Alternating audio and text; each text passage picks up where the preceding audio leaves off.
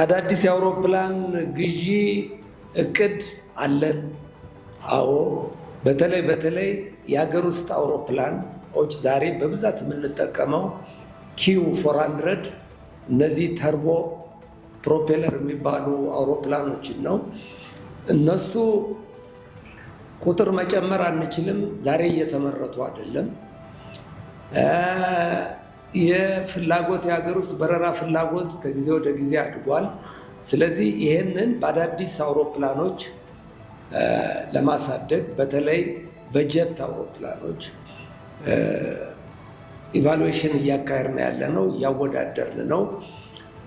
በቅርቡ ውሳኔ ላይ እንደርሳለን ብለን እንገምታለን።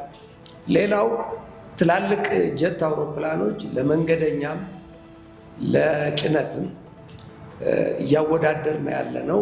ዋጋዎች ተቀብለን ድርድር ላይ ነው ያለ ነው። አንድ ደረጃ ስንደርስ ያኔ ግልጽ እናደርገዋለን፣ ውሳኔ ላይ ስንደርስ እና በቅርቡ የሪጂናል ጀት እና ትላልቅ ጀት አውሮፕላኖችን